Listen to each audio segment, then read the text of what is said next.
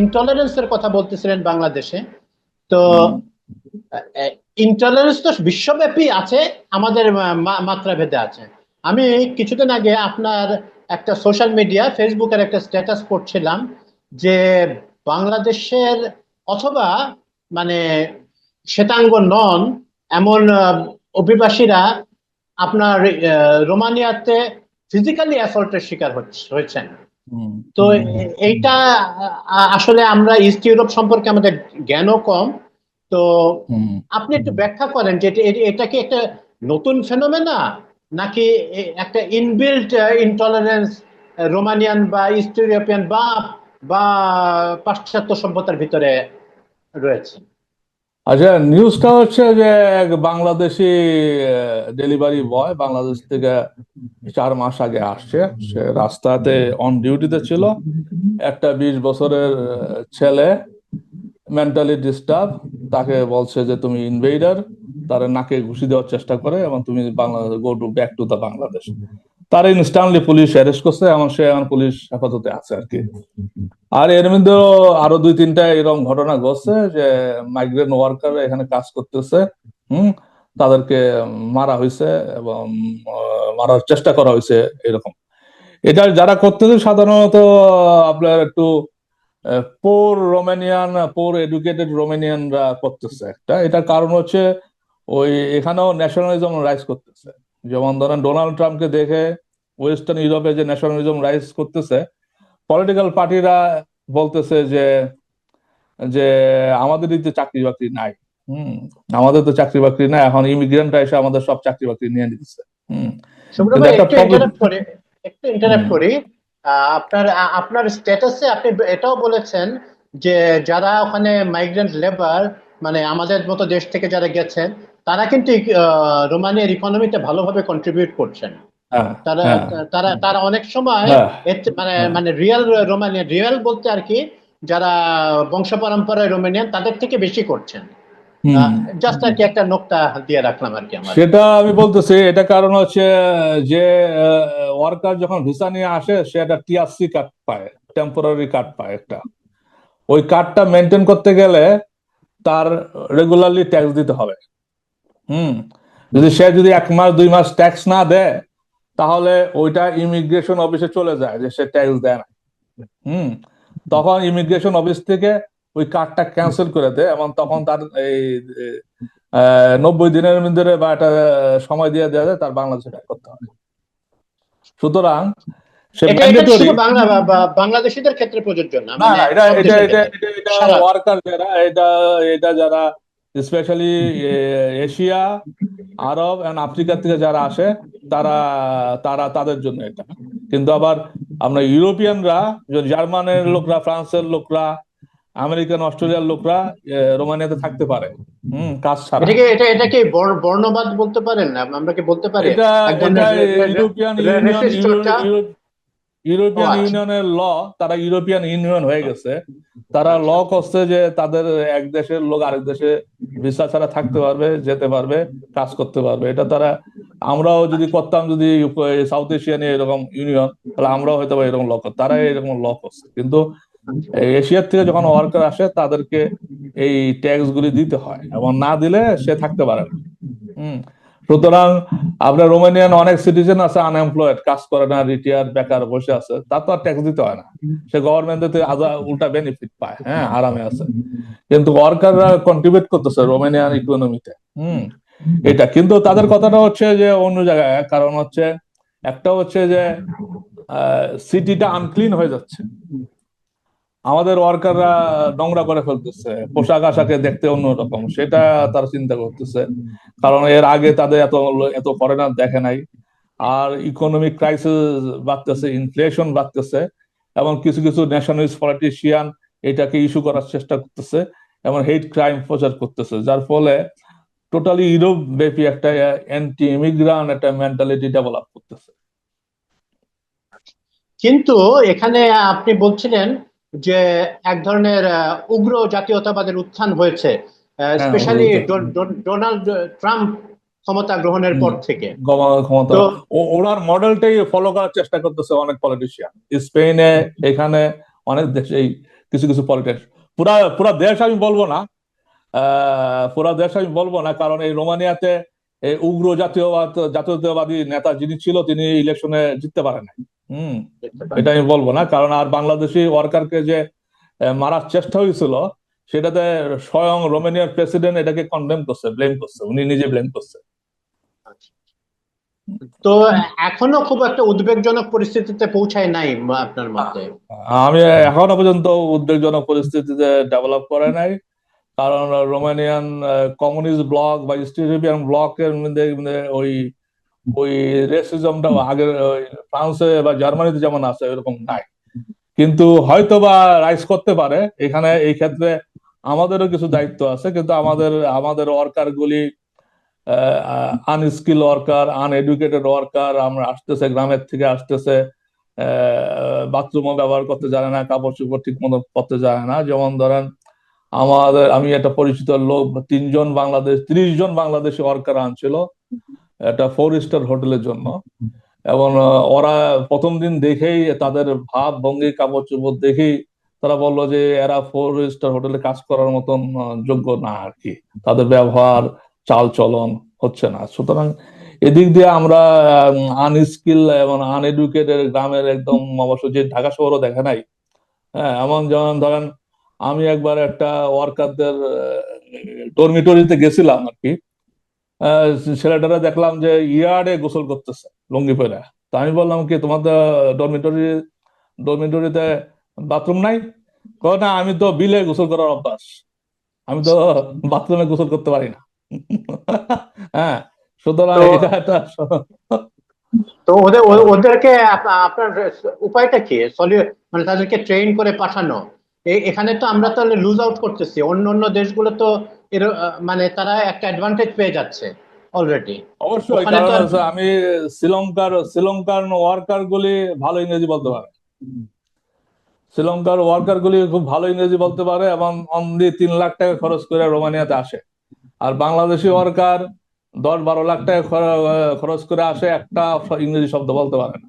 তো এটা তো বিশাল একটা ব্যাপার আছে। তারপরে নেপালি ওয়ার্কারদের, নেপালি লোকরা বেশি ভিসা পাচ্ছে খুব ইজিলি, আমাদের গুলি ভিসা পাচ্ছে না। নেপালি গুলি ভিসা পাচ্ছে কারণ তারা ক্লিন, তারা ইউরোপিয়ান টুরিস্ট, তারা তো একটা টুরিস্ট, নেপাল আর শ্রীলঙ্কা টুরিস্ট কান্ট্রি। তো তারা ইন্টারাকশন ইন্টারন্যাশনাল ইন্টারাকশন ইন্টারন্যাশনাল পিপলদের সাথে কিভাবে বসতে হয়, কথা বলতে হয়, আচার আচরণ এগুলি তাদের ডেভেলপ করছে, আমাদের গুলি ওই রকম ডেভেলপ করে নাই। এটা একটা সমস্যা।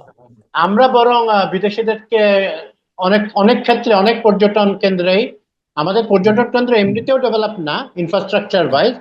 তো আমাদের যারা মানুষ আছেন ওনারা পর্যটকদের সাথে দুর্ব্যবহার করেন। আমি কক্সবাজারে গিয়ে দেখলাম যে এক ইরানিয়ান মহিলা, উনিও মুসলিম এবং ওয়েল কাভার্ড, তাকে হেনস্থা করা হয়েছে। তো এগুলো তো আছেই। তো আপনি আপনার লেখায় মাঝে মাঝেই আপনি বাংলাদেশ দূতাবাসের যে ভূমিকা, এটা নিয়ে বেশ হতাশা ব্যক্ত করে থাকেন। তো এম্বাসি, এটা বাংলাদেশ এম্বাসি। এটা হ্যাঁ, হ্যাঁ। এখন নতুন অ্যাম্বাসাডার আসছে, তাকে আমরা ওয়েলকাম করছি, কিছু করতে পারলে করতে পারো, কিন্তু সমস্যাটা হচ্ছে যে এমবিসিতে লোকবল কম, সেটা একটা সমস্যা। আর দ্বিতীয়ত আমি রোমেনিয়াতে এখন যে এমবেসি আছে সেটাকে বলবো না, ওভারঅল ইউরোপিয়ান এমবেসি গুলিতে আমি বলবো যে আমার মনে হয় আমাদের আরো ডেডিকেটেড এন্ড এফিসিয়েন্ট ডিপ্লোম্যাটস দরকার। এটা মানে ডিপ্লোমেসি আপনি জানেন তো, ডিপ্লোমেট হিসেবে চাকরি পাওয়া মানে একটা প্রেস্টিজিয়াস জব। ইউরোপে এসে আমি বসে থাকলাম আর ঘুরলাম বেড়াইলাম। হুম। ইউরোপ তো আপনি জানেন, আপনি নিজেও আসছেন, বিশাল বর্ডারলেস, এক দেশে আরেক জায়গায় গেলাম। হ্যাঁ, কিন্তু আমার কাছে মনে হয় এটা, যেমন আমি নিজে এই ইউরোপিয়ান কালচার বুঝতে জানতে আমার 5-6 বছর লেগে গেছে। অ্যাকচুয়ালি আমি অ্যাডজাস্ট করতে পারতেছিলাম না, এটা সময় লাগে। হঠাৎ করে আপনি একটা বিসিএস পাশ করে বা সরকারি চাকরিতে ঢুকে তারে এখানে পাঠায় দিলেন ডিপ্লোমেট করে, সে তো কিছুই জানে না, কিছুই বোঝে না। হ্যাঁ, রিয়ালিটি কন্টেস্ট না বোঝে, মানে এটা ট্রেনিং এর মতন, তার 2 বছর 3 বছর সরকারের টাকাগুলি ভোগ করে সে আবার আরেক দেশে চলে যাচ্ছে বা চলে যাচ্ছে।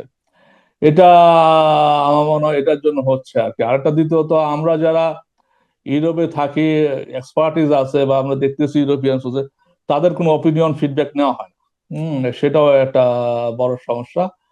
আরেকটা হচ্ছে যে দুর্নীতিপরায়ণতা, যেটা যে এখানে এই আদম ব্যবসার সাথে শোনা যায় কারোর কারোর ইনভলভমেন্ট সরকারি ডিপ্লোম্যাটদের সাথে, হ্যাঁ, সেটাও একটা একটা একটা একটা বড় বিষয়, বড় বিষয় ছিল।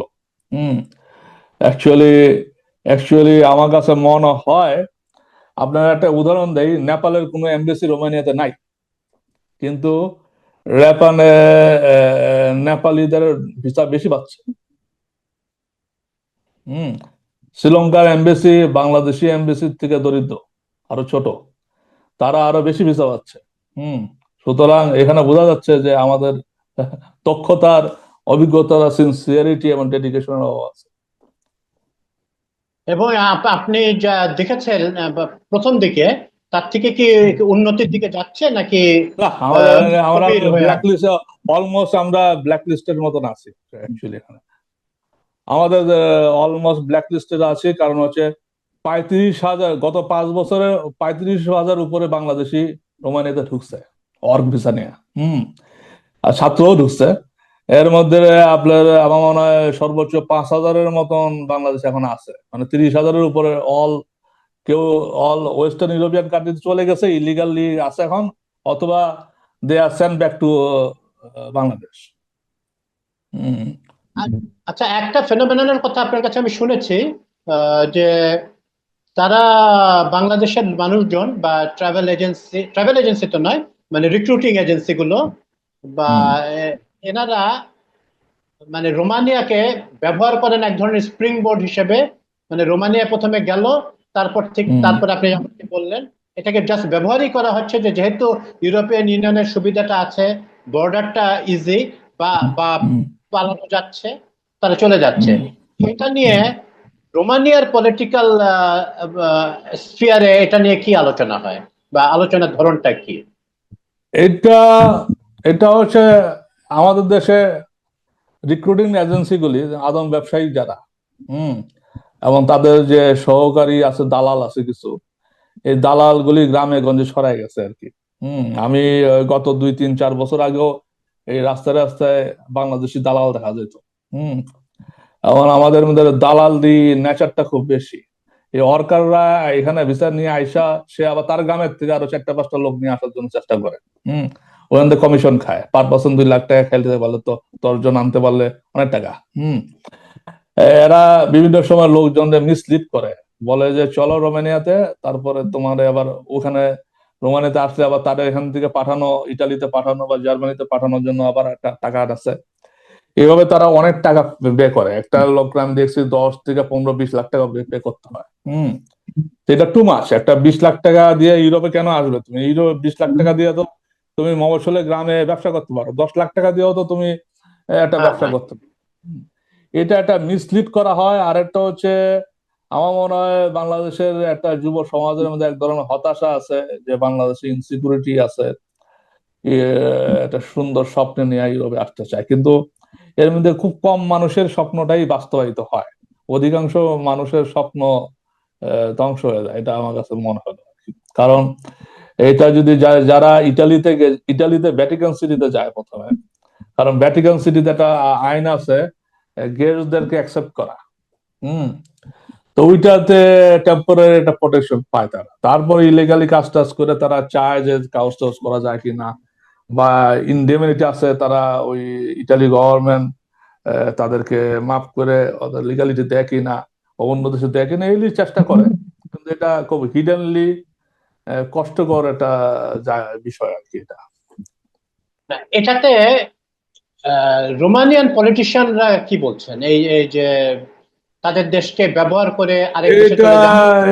এটা এটা যেহেতু রোমানিয়ান সেনগেন কান্ট্রি হয়ে গেছে, যার ফলে আমার কাছে মনে হয় যে এখন যে ভিসার রেশিও বাংলাদেশের জন্য খুব কম। হুম এটা এটার কারণটা হচ্ছে এটা আর কি, সেনগেন রোমানিয়া পারছিল না এই একটা কারণে, যে তোমার বর্ডার সিকিউর না।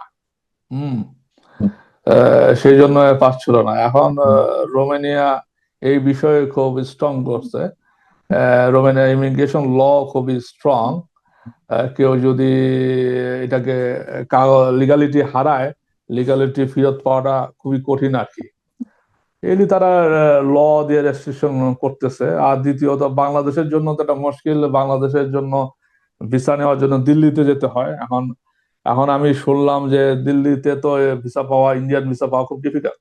হম এবং আমার আমি যতটুকু সোর্সের মাধ্যমে শুনতেছি, 1 লাখ টাকা লাগে নাকি ঘুষ দিতে হয় ইন্ডিয়ান ভিসার জন্য।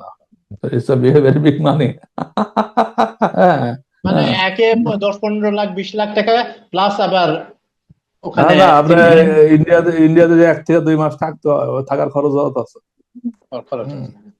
আর একটা হচ্ছে আমরা বহুদিন ধরে ক্যাম্পেইন করতেছি যে বাংলাদেশে এমবেসি করা হোক, কিন্তু আমাদের মনে হয় না যে ইউনূস সরকার, এই ইউনূস সাহেবের সরকার প্রথম দিকে যে বলছিলেন যে রিকোয়েস্ট করছেন, কিন্তু এখনো পর্যন্ত এই বিষয়ে আমাদের দেশে তুলনামূলকভাবে খুব কম এমবেসি আছে। আমাদের কিন্তু ফরেন পলিসিতে জি আমরা ফরেন পলিসি বলেন কি আসলে। আমাদের দেশে কিন্তু এমবেসি খুব কম আছে। শ্রীলঙ্কাতে রোমানিয়ান এমবেসি আছে। তা আমাদের তো আরো থাকা কথা, আমাদের তো আরো আরো একটু ইকোনমিকটা আমাদের আরো বড় তো বলা হয়। এখন কথাটা হচ্ছে যে এই ইউনূস সরকার যে এমবেসি গুলি দিল্লিতে, ইন্ডিয়াতে আছে, সেই এমবেসি সেগুলি বাংলাদেশে এখনো আনতে পারে না। কিন্তু উনি এটা বলছিলেন ইউনূস সরকার নয়, আওয়ামী লীগের সরকার, বিএনপি সরকার কেউ পারে না। এটা কারণ হচ্ছে আমাদের ডিপ্লোম্যাটিক, যেমন আমার মনে হয় আমাদের এই ফরেন অ্যাডভাইজার যারা করা হয়েছে ব্যুরোক্রেট থেকে, আমার মনে হয় এটা ভুল করা হয়েছে। আমার মনে হয় কারণ হচ্ছে ওনার ব্যুরোক্রেসিতে করা হয়েছে, তো উনি ওনার চেলা চামচ ওনার আন্ডারে কলিগ টলিগ ছিল, তাদেরকে প্রটেক্ট করতেছে এবং তারা প্রত্যেকে কিন্তু আওয়ামী লীগ ব্যাকগ্রাউন্ড। এখন আপনি দেখবেন যত অ্যাম্বাসেডর আছে ইউরোপের ছড়ায় বা আমেরিকার ছড়ায়, সেটা এরা কিন্তু প্রত্যেকেরই আওয়ামী লীগ ব্যাকগ্রাউন্ড, কয়েকজন বাদে।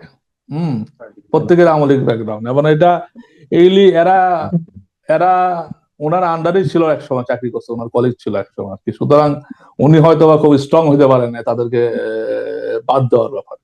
হম স্ট্রং এর প্রসঙ্গ তো আসলেই যদি তো আমরা একটু প্রসঙ্গান্তরে যাই। আপনার অনেকেই বলে থাকেন যে শুধু এই ফরেন অ্যাডভাইজারের ক্ষেত্রে না, আমাদের মিনিস্ট্রি যেগুলোই চালাচ্ছেন পুরা সরকারটাকেই দুর্বল বলে আখ্যায়িত করা হচ্ছে। অনেকে তো বলছেন অথর্ব সরকার। তো একটা এখন বিপ্লব হয় নাই হয়তো, কিন্তু একটা বিপ্লব লাইক সিচুয়েশন তো তৈরি হয়েছিল। তারপরে আমরা এরকম একটা সরকার আশা করেছিলাম। সেই আশাটা অনেকেই মনে করছেন যে এই বর্তমান সরকার পূরণ করতে পারেন নাই। আপনি তৌহিদ সাহেবের কথা বললেন, কিন্তু কোন সেক্টরে তো আমরা তেমন সফলতা বা বা দৃঢ়তা বা ডিসাইসিভনেস আমরা দেখাতে পারছি না। আমাদের 3টা রিক্রুটমেন্ট ভালো আছে, বাংলাদেশ ব্যাংকের গভর্নর এবং অর্থ উপদেষ্টা। হ্যাঁ, এরা এরা বাণিজ্য এরা খুব বাণিজ্য হ্যাঁ বাণিজ্য মানে উপদেষ্টা। এরা খুব কম্পিটেন্ট, তাদের ব্যাকগ্রাউন্ড খুব কম্পিটেন্ট। তাদের সম্বন্ধে ব্যর্থতা তো আপনি আর আমি একলা অনেক কিছু করতে পারবো, টিমের উপর নির্ভর করে।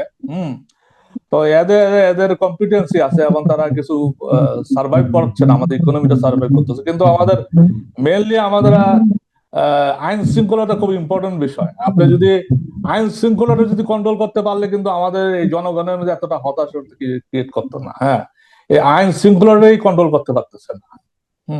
তো ইউনূস সরকারের এই জায়গায় তো আপনার ডবল ফোকাস দেওয়া উচিত ছিল। যদি তো ফোকাস দিলাম না। আরেকটা হচ্ছে যে এখানে আওয়ামী লীগের ব্যান করার কথা বলতেছে, জাতীয় পার্টির ব্যান করার কথা বলছে, কিন্তু করাপশনের এগেনস্টে কোনো ড্রাইভ হলো না তো। এই যে লুটপাট করলো ব্যুরোক্রেটরা, এই র্যাবের লোকরা, এই পুলিশের লোকরা, কিছু বিজনেসম্যান, কিছু রাজনীতিবিদ, আপনার পলিটিক্যাল কারণে অনেকে অ্যারেস্ট করা হয়েছে, কিন্তু করাপশনের কারণে কয়জন অ্যারেস্ট করা হয়েছে? এবং সবই ফখরুদ্দিন খুনের মামলা। মাইনুদ্দিনের হ্যাঁ সবাইকে সবাইকে খুনের মামলা, হ্যাঁ দুর্নীতির মামলা ফখরুদ্দিন কম, মাইনুদ্দিন খুনের মামলা। হ্যাঁ ফখরুদ্দিন মাইনুদ্দিন সাহেব তো করাপশনের এগেনস্টে ড্রাইভ দিছিল, এই সরকার তো দিল না তো। আমরা চাচ্ছিলাম যে এই যে বেগম পাড়ায় কানাডাতে এত টাকা পাচার হয়েছে, এই ব্যুরোক্রেটরা যে এত টাকা পয়সা পাচার করছে, বানাইছে, ক্রিয়েট করছে, তাদেরকে ধরা হচ্ছে না কেন? এবং আমার কাছে মনে হচ্ছে যে ওনারা বুঝতে পারতেছে যে এখানে সার্ভাইভ করতে, টিকতে গেলে তাদেরকে রাখতে হবে। কিন্তু এটা কিন্তু বিপ্লবী সরকার হলে কিন্তু বিপ্লবীদেরকেই সচিবালয়ে বসানো উচিত ছিল। ইভেন সরকারেও বিপ্লবীরা থাকতে পারে, তারা ভুল করতো, কিন্তু ভুলগুলা অনেস্ট ভুল হইতো, অনেস্ট মিস্টেক হইতো। হুম, আপনার কিউবাতে তো আর তারা সেই বাতিস্তার ব্যুরোক্রেটিক সিস্টেম রেখে করতে পারে নাই, হুম। কোনো দেশে এটা সম্ভব না। তুমি সিস্টেম রেখে আর দিবা। এবং এবং ইউনূস সাহেব নিজেও তো প্রো এস্টাবলিশমেন্ট একটা ফিগার, মানে উনি নিয়ম মানার লোক। হুম, হ্যাঁ, নিয়ম মানার লোক, নিয়ম ভাঙার লোক তো উনি না। নরমালি না। আপনার আরেকটা হচ্ছে যে এনজিও লোকদের মধ্যে তাদের বডি ল্যাঙ্গুয়েজ এবং কথাবার্তা, এটা তেল মারার কথাবার্তা আর কি।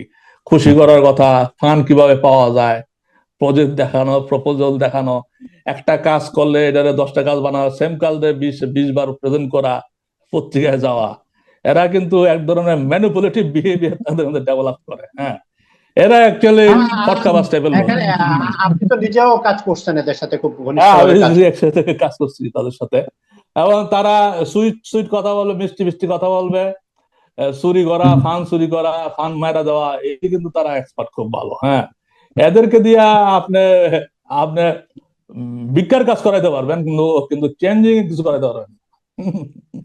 Changing কিন্তু দুর্ভাগ্যজনক ভাবে আমরা এই এই ভিক্ষার কাজে পারদর্শী লোকদের দিয়ে আমাদের উপদেষ্টা পরিষদটা মূলত তৈরি করে ফেলছে।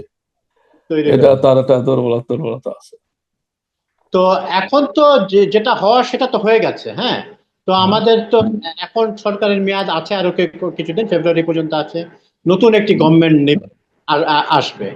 তো হুম। প্রশাসন ক্ষেত্রে বা আমাদের ফরেন মিনিস্ট্রি বা ডিপ্লোম্যাটদের ট্রেনিং ট্রেনিং বা কি বলেন, তাদের দক্ষতা বৃদ্ধির ক্ষেত্রে আপনি কি প্রত্যাশাটা কি আপনার? আমার আহ, কাছে মনে হয় যে ক্যাডার ভিত্তিক ডিপ্লোমেট অ্যাম্বাসেডর বানানো এলি বাদ দিয়ে দেওয়া উচিত। আমার মনে হয় কম্পিটিশনসি দেখেই নেওয়া উচিত। কারণ আপনারা যেহেতু আপনার সমস্ত কিছু দলীয়করণ করতেছেন, আপনি আপনি এখন যদি সাপোজ ধরলাম আলোচনার সাথে বিএনপি ক্ষমতায় আসবে, তো বিএনপি তার লোকজনই বিভিন্ন জায়গায় বসাবে। হ্যাঁ, এখন আপনি তাহলে তো আপনি তো আমলিক তার লোকগুলি বসাইছে আগে। হুম এখন ইউনূস সরকার পারত পক্ষে কয়জন, তার তো নিজের লোক বসাইছে। তো যেহেতু আপনার আমেরিকান সরকার যখন চেঞ্জ হয়, নতুন সরকার আসে, ওই সচিব পর্যায়ের লোকজন, অ্যাম্বাসেডর সবাই পর্যায়ের তারা চেঞ্জ করে তাদের তাদের লোকজন বসায় দেয়। আমার কাছে মনে হয় যে ক্যাডার সার্ভিসে ডেপুটি সেক্রেটারি পর্যন্ত লোক আমার কাছে মনে হয় ক্যাডার সার্ভিস হওয়া উচিত। আর পরবর্তীর লোকগুলি এক্সপার্টিস অনুযায়ী নেওয়া উচিত আমার কাছে মনে হয়। সেক্রেটারি গুলা কি করবে পরবর্তী? তার হ্যাঁ, ক্যারিয়ার তো অনেক, তার ক্যারিয়ার তো অনেকদিন বাকি থাকবে যখন ডেপুটি এ, সেক্রেটারি হবে। তারা তারা তাদের ক্লারিক্যাল জব, যেটা যেটা অফিস মেনটেনের কাজ তারা করবে, হয়তো ম্যাক্সিমাম জয়েন্ট সেক্রেটারি পর্যন্ত যেতে পারে, অথবা মানে তাদের ভিতর যারা কারণ দক্ষ তারা তারা তাদেরকে যারা হয়তো বা দক্ষতার ভিত্তিতে তারা দিতে পারে। কিন্তু আমার কাছে আপনি একজন অ্যাম্বাসাডারের নাম বলেন যিনি ইন্টারন্যাশনালি এফিসিয়েন্সি শো করতে পারে। আমাদের দেশে অ্যাম্বাসাডাররা এখনো এখনো কারেক্টলি ইংলিশ স্পিচ দিতে পারে না। এখন আপনাকে একটা অ্যাম্বাসাডার দেখান যে মিডিয়াতে সামনে আসা ভালো মতন একটা ইংলিশে বক্তৃতা দিতে পারছে। দেখান আপনি, আপনি শুনছেন নাকি? থাকলেও থাকলেও খুবই কম। মানে খুবই কম। আমরা আমরা আমরা এরকম আমরা তো শুনি না তো, আমি তো অলরেডি কয়েকজন অ্যাম্বাসেডর দেখলাম। হুম দেখলাম। এখন ইউরোপে আইসা তুমি ইউরোপিয়ান ল্যাঙ্গুয়েজও জানো না, ইংরেজিও জানো না। হ্যাঁ, হ্যাঁ, হ্যাঁ। বোরকা পরা আত্মীয় স্বজন কাদের লোক নিয়ে আইসো, এখানে আইসা ওই ওয়ার্কাররা যেভাবে চলে ওইভাবে তুমি চলতেছো। এভাবে তো আমার মনে হয় না যে এমবেসি গুলিতে আপনার এমবেসি রান করা, একটা ফরেন মিনিস্ট্রি রান করার অপারেটিং কস্ট আছে। আপনি ধরেন যে এই যে মোমেন সাহেব এখন পালাতক, আমাদের ফরেন মিনিস্টার ছিল। হুম ইনি রোমানিয়াতে আসছে, ইনি রোমানিয়াতে আসা বেশ কয়েকটা মিটিং করছে এবং খুব এক্সপেন্সিভ মিটিং করছে, পয়সা টয়সা খরচ করছে। লাভ তো কিছু হয় নাই, কোনো লাভ হয় নাই। একটা ব্যবসাও হয় না রোমানিয়ার সাথে বাংলাদেশে। এই যে রোমানিয়ার কাছ থেকে এত ভিসা তারা এক্সপেক্ট করতেছে, আমরা রোমানিয়ারে কি দিছি? কোনো বিজনেস দিতে পারছি? কোনো বিজনেস করতে পারছি? আমাদের কাজ হচ্ছে তারা আমাদের ভিসা দিবে, আর আমাদের লোকরা এখানে আইসা পয়সা থাকবে বা ইউরোপে চলে যাবে। এর গিভস অ্যান্ড টেক। আমরা তো সেট আপ করতে পারতেছি না, বিজনেস বিজনেস নেগোসিয়েশন করতে পারতেছি না। হ্যাঁ, আমরা আমাদের হ্যাঁ। আপনি জানেন তো, আপনি আর আমি দুজনেই ইন্টারন্যাশনাল সেমিনারে জয়েন করছি। আমাদের লোকরা পিছনে বসে থাকে, কোনো কোশ্চেনই করতে পারে না। হ্যাঁ, হ্যাঁ, হ্যাঁ। এটা নোটও নিতে জানে না ঠিক মতো। নোট উনি তো জানে না। এটা ইংরেজি পত্রিকার, আমার প্রথমে আমাদের ক্যারিয়ার থেকে করি, সাংবাদিকদের মধ্যে এটা আছে, ব্যুরোক্রেটদের মধ্যে আছে, যে কথাটা বলতে পারে না। হ্যাঁ। এর মধ্যে ইন্ডিয়ানরা ইন্ডিয়ানরা যে ভুলভাল ইংরেজিতে হোক, শাহবাজি হোক, তারা কিন্তু খুব এক্সপার্ট এই ক্ষেত্রে। কোয়েশ্চেন করবে তারা। তারা তারা হ্যাঁ তারা অনেক এক্সপার্ট বুঝা ফেলায়। হ্যাঁ, হ্যাঁ। হ্যাঁ, আমাদের মধ্যে এই শাইনেস আছে। আমাদের যা মিটিং এ গেলে, ওই মিটিং এ শেষ হওয়ার আগে, সেমিনার কনফারেন্স শেষ হওয়ার আগেই বাইরে চলে যায়, শপিং করতে যায় বা সিটি দেখতে যায় ওইখানে, ওইখানে যে এটা আমাদের ব্যুরোক্রেট সব জায়গায় এই জিনিসটা আছে, কিন্তু এই দক্ষতা দাঁড়াতে হবে। তো আমরা এখন তো আপনার আরেকটা সমস্যা হইতে পারে, আমাদের দেশে যে মোল্লাতন্ত্র এবং ফ্যানাটিকিজম যেভাবে রাইজ করতেছে, আমাদের ডিপ্লোমেসিতে এটা এফেক্ট করতে পারে। সেটা হয়তো করছে। এটা এফেক্ট করতে পারে। আর আপনি যদি জামাত যদি ক্ষমতায় কলিশন করে আসে বা কোনোভাবে আসে, সেই ক্ষেত্রে আমাদের দেশে 50টার মতন এমবেসি আছে আমাদের মনে খুব সম্ভবত অল ওয়াইড। সেখানে এরা আইসা কি করবে, এটা নিয়ে একটা একটা সন্দেহ আছে। কারণ আপনার ইউরোপে আপনার অ্যাম্বাসাডার ডিপ্লোম্যাট হইতে গেলে আপনার ইউরোপিয়ান সোশ্যালাইজেশনে আমাদের ডিপ্লোম্যাট একটা এক্সপার্ট না। আপনারা জানেন যে আপনার বিজনেস নেটওয়ার্কিং করতে গেলে, বিজনেস প্রমোশন করতে গেলে আপনার পার্টিতে যেতে হবে, আপনার আপনার বিভিন্ন ধরনের সোশ্যালাইজেশন নেটওয়ার্কিং প্রোগ্রামে যেতে হবে। ওখানে যে আমাদের লোকরা বসতে পারে না। আপনারা জানেন যে ড্রিঙ্কস করে না, এটা তো একটা ব্যাপার আছে, তার বিশ্বাস থেকে আছে। তবে আদারওয়াইজ যে সেন্স অফ হিউমার এগুলি তাদের মধ্যে ডেভেলপ করে নাই। খুব সময় লাগবে আমাদের। তাহলে আমাদের আপনি বলছেন যে একটা পর্যায় পর্যন্ত ক্যাডেট সার্ভিসের লোকজন থাকলো, তারপরে হ্যাঁ, এক্সপার্ট থাকবে। তো সেই এক্সপার্টাইজ ওখানে এক্সপার্ট কি থাকতে হচ্ছে। আমাদের আছে? আমাদের 3-4 জন অ্যাডভাইজার দেখলাম তো, নেগোসিয়েশন তো ভালোই করতে পারে, ইংরেজি ইংরেজি ভালো বলে, এবং মোটিভেট করা একটা ইম্পর্টেন্ট বিষয়। আপনি যদি মোটিভেট না করতে পারেন, হ্যাঁ, যে 3 জন অ্যাসিস্ট্যান্ট নিচে, অ্যাটলিস্ট তো তারা মোটিভেট করতে পারে, কথা বলতে বলতে বলতে পারে তো। এখন সেই জিনিসটা দেখা উচিত আমাদের। প্রথমত তো ইউরোপের কথা যদি বলি, আমাদের কয়েকজন ছেলেপেলেরা আছেন, পড়াশোনা করে, চিন্তা ভাবনা করে, তাদেরকে এম্পাওয়ার করা যেতে পারে। ব্যুরোক্রেটদের একটা সমস্যা কি, সে যখন চেয়ারটা পেয়ে যায়, আপনারে ওই ওই সাধারণ জনগণ হিসেবে ট্রিট করবে। হুম আপনাকে তারা ইনভলভ করবেন না, আপনারা পাত্তা দিবেন না। এখন আমি যদি এমবিসিতে যে কিছু রিকমেন্ড করে সাজেশন দেয়া, শুনবে না, ইচ্ছে করে শুনবে না। হ্যাঁ, আমি আমার একটা ব্যক্তিগত অভিজ্ঞতা থেকে বলছি যে এম্বাসিতে, ধরেন আমি একজন নেপালি কে নিয়ে আমার এম্বাসিতে গেছি, এবং ওনার এম্বাসিতেও মানে নেপালি ভদ্রলোকের এম্বাসিতেও গেছি হুম, উদ্দেশ্যে, বা শ্রীলঙ্কার একজন কে নিয়ে আমি আমাদের এম্বাসিতে গেছি, এবং হুম, শ্রীলঙ্কান এম্বাসিতেও ওই একই সাথে গেছি। আকাশ পাতাল পার্থক্য দেখেছি। হুম, নেপালি যে অ্যাম্বাসেডার, উনি আমার ক্ষেত্রে মিলিটারি একজন ছিলেন, মিলিটারি থেকে আসা লোক। হুম, শ্রীলঙ্কার অ্যাম্বাসেডার আবার ক্যাডার সার্ভিসেরই লোক। হুম, তো ওনার যে আন্তরিকতা, বা অ্যাটলিস্ট মানে যে একটা ডিপ্লোম্যাট সুলভ, তারা হুম, তোমাদের কি সমস্যা হচ্ছে কিনা বা কি, আমি আমার হুম, নিজের দেখেছি যে অ্যাম্বাসাডার তার নিজের বাসায় 2 জন নেপালি ছাত্রকে রেখেছেন। কোনো এক কারণে হুম, তারা ভর্তি প্রক্রিয়াটা একটা বিলম্বিত হচ্ছিল। হুম, এই এই একটা কথা বলার উদ্দেশ্য মূলত যে বাংলাদেশ, পাকিস্তান, ইন্ডিয়া, শ্রীলঙ্কা, আহ, নেপাল এতটা না, কিন্তু এরা তো আমরা সবাই ব্যুরোক্রেসিটা ইনহেরিট করেছি। ব্রিটিশ ব্যুরোক্রেসি, বা ব্রিটিশরা যে ধরনের যে আমাদের কলোনাইজার ছিল, ওরা যেরকম হুম, ব্যুরোক্রেসি আমাদের এখানে রেখে গেছে, সেটাই ইনহেরিট করেছে। তো হুম। এখনো এখনো অনেকে আমাদের বয়স্ক লোকজন বলেন যে সিএসপি অফিসারদের ভিতরে বা আইসিএস অফিসারদের ভিতরে যে ইয়েটা দেখতাম বা হুম, অন্যান্য দেশে একই ব্যুরোক্রেসি, মানে ব্রিটিশ হুম, কলোনিয়াল ব্যুরোক্রেসিরই ছাপ হুম, রেখে গেছে হুম, কলোনিয়ালদের সার্ভিসের জন্য। কিন্তু তাদের হুম। Performance better. কিন্তু বাংলাদেশে এমন কি হয়ে গেল যে আমাদের performance up to the mark না? এখানে এখানে আমাদের রোমানিয়াতে এক সময় অ্যাম্বাসেডর ছিল মোসলেউদ্দিন সাহেব, আমাদের ডেইলি স্টার পত্রিকায় এক সময় কলাম লিখতো। নর্থ সাউথ ইউনিভার্সিটির ফাউন্ডিং চেয়ারম্যান ছিল আর কি। পরবর্তীতে তো আমি তার সাথে আলাপ করছি। He was a great friendly, very heart is open, প্রচুর চিন্তা করেন। কিভাবে এক সময় রোমানিয়াতে এমবেসি ছিল, তার উইথড্র করা হলো ওনার পরে। তো এদের চিন্তা ভাবনার মধ্যে আমার মনে হয় এটা ব্যাকগ্রাউন্ডের ব্যাপার আছে, দেশপ্রেমের ব্যাপার আছে। আমার মনে হয় এখন যে সিস্টেম করা হইতেছে আপনার কিছু কিছু জায়গায় কিন্তু ব্যাকগ্রাউন্ড কিন্তু খুবই ইম্পর্টেন্ট। কারণ হচ্ছে আপনার যদি যে ছেলেটা একদম গ্রামে স্ট্রাগল করে আসছে, যেমন ধরেন আপনার আমার জীবনে করে রাজুকের প্লটের জন্য অ্যাপ্লাই করি নাই, কারণ আমাদের আসিল। হম হম। কিন্তু এরা কিন্তু আইসে কিন্তু ফোকাস করে ফোকাস করে কিভাবে ফ্ল্যাট, বাড়ি, সম্পত্তি, অ্যাসেট ডেভেলপ করা যাবে। আমার মারছে মনে হয় এখানে ব্যাকগ্রাউন্ড চেক করা উচিত, নাহলে কিন্তু কাজ করতে হান আপনি যদি একটা চেয়ার পাওয়া যায় না, হান আপনি সম্পদ বাড়াইতে থাকেন আপনি।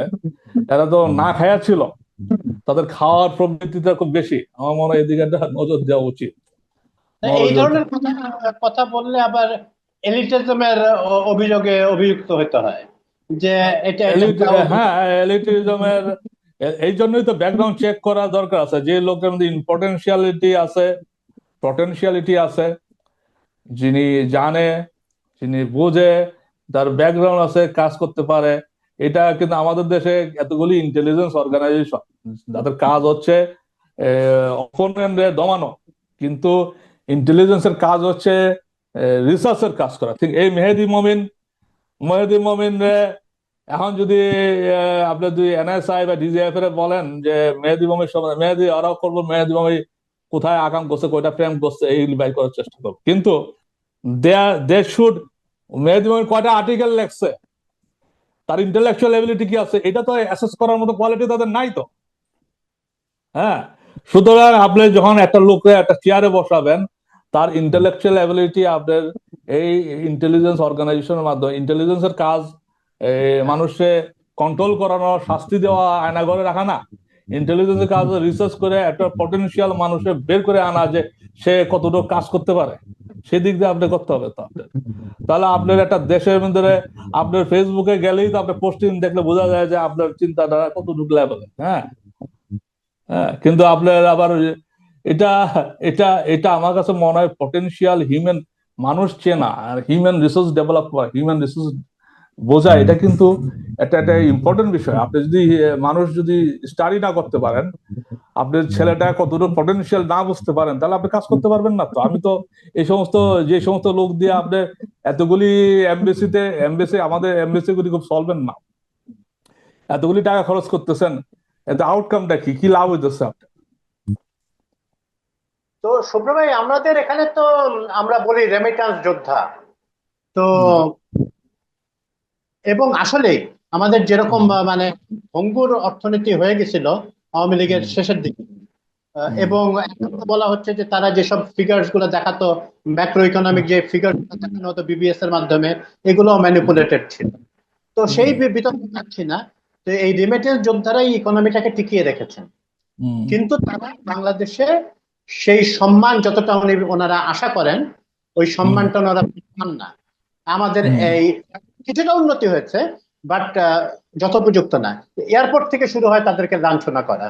আহ, হুম, এবং আপনারা জানেন যে করোনার সময় একজন ইটালিয়ান প্রবাসী ভদ্রলোক মানে এফ ওয়ার্ড হুম, ইউজ করে বাংলাদেশের আহ, ব্যাখ্যা করেছিলেন যে হুম, ওনাদেরকে কিরকম অপমানের স্বীকার করতে হয়। আমি তাকে হুম, চরম ফ্রাস্ট্রেশন থেকে কথাটা বলেছিলেন। হুম, তো আমাদের হুম। সময় হাতে নাই। তো আপনি এটা এই বিষয়টার উপর একটু আলোকপাত যদি করেন যে কো- রেমিটেন্স কোনো মাফিয়ার। কোনো ইমপ্রুভমেন্টই হয় নাই, এক। দ্বিতীয় হচ্ছে আমাদের দেশে একটা ওয়ার্কার 2 বছর 3 বছর 5 বছর পরে যে দেশে যখন আসে, তারও প্রচুর আত্মীয় স্বজন বন্ধু বান্ধব আছে, তাদের জন্য একটা গিফট টিফট আনতে হয়। এখন আপনার কয়টা মোবাইল ফোন নিয়ে আসছে সেটা নিয়ে চেক করে। আমি একবার আসতেছিলাম, আমার ব্যাগের মধ্যে অ্যাপেল সিডার ভিনেগার আছে, সেটা সেটা সে বলতেছে যেটা মদের বোতল। এভাবে যে হ্যারাস করা হচ্ছে, হুম, এভাবে হ্যারাস করা হচ্ছে, এটা কিন্তু পৃথিবীতে কোনো এয়ারপোর্টে এত চেক হয় না বাংলাদেশ এয়ারপোর্টের মতো। এবং বাংলাদেশে ইমিগ্রেশন পুলিশ যে বসে, এগুলি এগুলি তো আমি তো দেখলাম যে কম্পিউটার চালাতে পারে না কেউ কেউ। ইংরেজি জানে না, কম্পিউটার চালাতে পারে না, কিভাবে ডিল করতে হবে জানে না, কাস্টমের লোকগুলি জানে না। আমার কাছে মনে হয় সরকারের এই এয়ারপোর্ট থেকে ট্যাক্স নেওয়ার নামে এই হয়রানিটা বন্ধ করা উচিত। এবং এখানে আমার মনে হয় লাগেজ টাগেজ এত বেশি পরীক্ষা টরীক্ষা করার দরকার নাই, কারণ আমি রোমানিয়াতে যখন আসি আমার লাগেজ কোনো চেক করে না। আমি রোমানি থেকে যখন যাই আমার লাগেজ একটা স্ক্যানিং হয়, কোনোদিন জীবনে খুলে নাই। কিন্তু আমার দেশে এত খোলা হয় কেন? হ্যাঁ, সেটা একটা ইম্পর্টেন্ট বিষয়, এই খোলাগুলি বন্ধ করা উচিত। তারপরে আপনার আমাদের ওয়ার্কারদের বিভিন্ন ধরনের সমস্যা আছে, এটা নিয়ে আমি একদিন আলোচনা করতে চাই। এটা তারা তারা যখন ইলিগাল হয়ে যায়, ডকুমেন্টস হারায় ফেলায়, তখন এমবেসিতে একটা সাপোর্ট দিতে হয়। ওই সাপোর্ট দেওয়ার মতো কম্পিটেন্সি এমবেসি নাই, অথবা এক্সপার্টিস নাই। বা আমি এর আগের আমাদের রোমানিয়া অ্যাম্বাসেডর ছিল, তাকে বারবার বলতেছিলাম আপনি উকিল হায়ার করেন এমবেসির জন্য, যারা ইলিগাল হয়েছে তাদেরকে একটু পরামর্শ দেওয়ার জন্য। এই কাজটা সে করে নাই।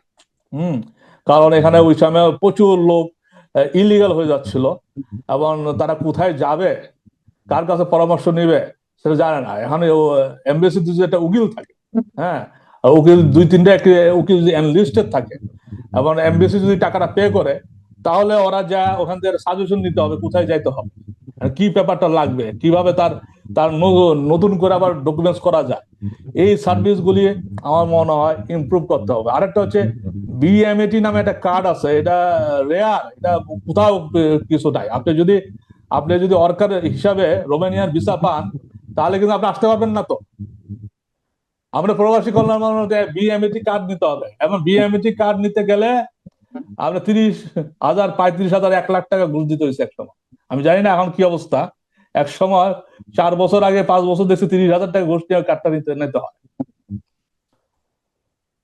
এমন এই কার্ডটার এগেনস্ট বেনিফিট আছে, আমার কাছে মনে হয় এই কার্ডটার দরকার আছে। এটা দিয়ে একটা আপনার ব্যুরোক্রেসি ক্রিয়েট করে আপনি আরো করাপশন বাড়াচ্ছেন। মানে আমাদের সহজ করার বদলে আমরা আরো কঠিনতর কঠিনতর করে দেয়। বিএমএটি কার্ড করছে, ওই কেউ মারা গেলে লাসানা বা বেনিফিট টেনিফিট দেওয়া। কিন্তু আমার কাছে মনে হয় না এইলি আদর প্রয়োজন আছে। এইলি দিয়ে তার একটা ব্যুরোক্রেসি করে, এবং এই কার্ডটা নিতে গেলে তারা অ্যাপ্লাই করতে হয়, ভিসা দেখাইতে হয়। এবং এমনও হয়েছে যে কার্ড ইস্যু করার আগে ভিসার মেয়াদ এক্সপায়ার হয়ে গেছে, এই জন্য কিন্তু অনেকে আসতে পারে না। যদি ঘুষ না দিতে হতো তাইলে কি কার্ডটা মানে মানে প্রয়োজনীয়তা থাকতো? যদি মানে ধরেন ঘুষ ঘুষ ঘুষ খাওয়ার জন্যই করছে এটা। সরকারি আমলারা তো এই জন্যই তো আমি বললাম যে আমলা যেখানে থাকবে আইন তৈরি করবে, মানুষের কায়দা ফেলাবে, এবং পয়সা খাওয়ার একটা ব্যবস্থা করবে। আমলা দিয়ে দেশ চলে না, আমলা দিয়ে এমবেসি চলে না। এই জন্য কিন্তু আমরা আমার কাছে মনে হয় জয়েন্ট সেক্রেটারি পর্যন্তই, তারপরের গুলি সব এক্সপার্ট আর টেকনোক্র্যাট, ইউনিভার্সিটি থেকে নিতে পারেন, জার্নালিজম থেকে নিতে পারেন, সায়েন্টিস্ট থেকে নিতে পারেন, এক্সপার্টে আমাদের দেশের বাইরে যারা আছে তাদেরকে আনতে পারেন। তো আমাদের এখানে এই 69-এর ভালো মন্দ মিলিয়ে এই সরকারটা একটা জিনিস একটা দেখছি, যে উনি বিদেশ থেকে অনেককে নিয়ে আসছেন। এখন এই বিডার আনছেন আশিক, উনি কতটা সাকসেসফুল হয়েছেন সেটা অন্য প্রসঙ্গ, কিন্তু উদ্যোগ একটা আছে। তা আপনি চাচ্ছেন যে এই উদ্যোগটা অব্যাহত থাকুক? হ্যাঁ, পলিটিক্যাল আমাদের দেশপ্রেম তো বিদেশে থাকলে আরো বেশি বাড়ে। কারণ আমরা তো দেশে থাকলে আমি যদি, যেমন ধরেন আমি জার্নালিজম আবার ব্যাক করতে চাই, যদি ভালো পত্রিকা ভালো স্যালারি দেয় আমি অবশ্যই ব্যাক করবো না। এখন তো পত্রিকা তো নাই মনে হয়, নাকি আপনি জানেন না? হ্যাঁ, সুতরাং আমাদের যারা দেশে একটা স্কিল নলেজ ডেভেলপ করছে, সুতরাং আমরা এটা কন্ট্রিবিউট করতে চাই দেশে, আমার বিভিন্ন ভাবে কন্ট্রিবিউট করা যায়। সুতরাং তারা কন্ট্রিবিউট করার সুযোগ করে দেওয়া উচিত। আর একটা দ্বিতীয়ত জ্ঞান নলেজ বাড়ে, কিন্তু প্রচুর ট্রাভেল করলে এবং আরো ইন্টেলেকচুয়ালদের পিপলদের সাথে ইন্টারঅ্যাক্ট করলে, হ্যাঁ, একটা গণ্ডির মধ্যে বসে থাকলে আপনার নলেজ বাড়ে না। তো আপনি ওই সচিবালয় পাড়ায় আপনি ওই একটা আসলেন, একটা শহরের থেকে আসলেন, ঢাকাতে আসলেন, এমএ পাস করলেন, ক্যাডার সার্ভিসে ঢুকে সচিবালয় ঢুকে গেলে 30 বছর 35 বছরে আপনার কিভাবে টাকা হলো? আপনার মানুষের সাথে মিশতে হবে, সিভিলিয়ানের কাছে যাইতে হবে, তাদের সাফারিংটা আপনাকে ভোগ করতে হবে, তাহলে তো বুঝবেন। এখন যদি হ্যাঁ, ডিপ্লোম্যাটরা ঢাকাতে যখন ব্যাক করে, তার তো ডিপ্লোম্যাটিক চ্যানেল দিয়ে সে জিনিসপত্র নিয়ে আসে পড়ে, তার তো আর কোনো সমস্যা নাই। হ্যাঁ। ইভেন আপনার যারা আমাদের শুধু ফরেন মিনিস্ট্রি না, বিভিন্ন যারা বিদেশে তো যায়, বিভিন্ন ট্রেনিং এর নামে ইত্যাদিতে বিদেশে যায়, তো হুম। তারাও যে বিদেশি কালচার থেকে কিছু শিখছেন, তাও মনে হয় না তাদের কথাবার্তা বলে। তারা যাচ্ছে মূলত শপিং করতে, নাম কাওয়াজতে কিছু টিয়ে দিয়ে পাচ্ছে, ভালো হোটেলে থাকতে পারতেছে, দেশটা দেখে কিছু ছবি নিয়ে সোশ্যাল মিডিয়ায় পোস্ট করতেছে। তো আপনার কাছে আমার জি। হ্যাঁ, বলেন বলেন। ইনক্লুসিভ হইতে হবে। একটা মানুষ তো চাকরি চাকরি চাকরিতে জয়েন করে স্ট্যাটাসের জন্য এবং পয়সা কামানোর জন্য। এটা একটা মানুষের একটা মেন্টালিটি থাকে, কিন্তু ওই মেন্টালিটি দিয়ে তো আর হবে না। কিছু কিছু লোক আছে যে সে ওইটাতে জয়েন করে কিছু করার জন্য। আপনার তো ওইটা পিক করতে হবে, ওইটা বুঝতে হবে তো, এবং সেটা ধরা পড়ে। আপনি যেমন ধরেন আমাদের দেশে চাটুকার সাংবাদিক যাদেরকে আপনি দেখছেন, হুম, যে পাম্পটি মারে তার ক্যারেক্টার কেমন হয় এটা আপনি জানেন। সে রাজুকের প্লট চাইছে, সম্পত্তি নিছে, পোস্ট নিছে, সেই নিছে, এটা তো বোঝাই যায় যে একটা মানুষ স্টাডি করতে তো আপনার আইনস্টাইন হওয়ার দরকার নাই, রকেট রকেট সায়েন্টিস্ট হওয়ার দরকার নাই। বলেন। আপনার মতো একটা শেষ কোয়েশ্চেন, আপনি তো ওখানে আহ, দেশের বাইরে বেশ কিছুদিন ধরে, বেশ কয়েক বছর ধরেই আছেন। তো হুম। একটা কথা আমাদের প্রায় শুনতে পাই আমরা, যে বাংলাদেশের থেকে যারা যান, আপনি ব্যতিক্রম, কিন্তু হুম। ওনার মেইন স্ট্রিম যে বিলাতে গেছে, সে মেইন হুম। স্ট্রিম ইংলিশ সোসাইটির সাথে মিশে না। বা যে যে স্পেনে গেছে, সে স্প্যানিশ দের সাথে মিশে না।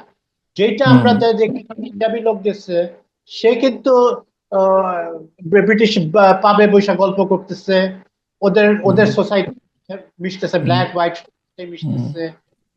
আমরা স্পেনে যদি দেখি, জার্মানিতে যদি হুম। দেখি, যে তারা জার্মানদের সাথে, ইভেন পাকিস্তানিরাও, তারাও অনেক ক্ষেত্রে মিশতে পারে হুম।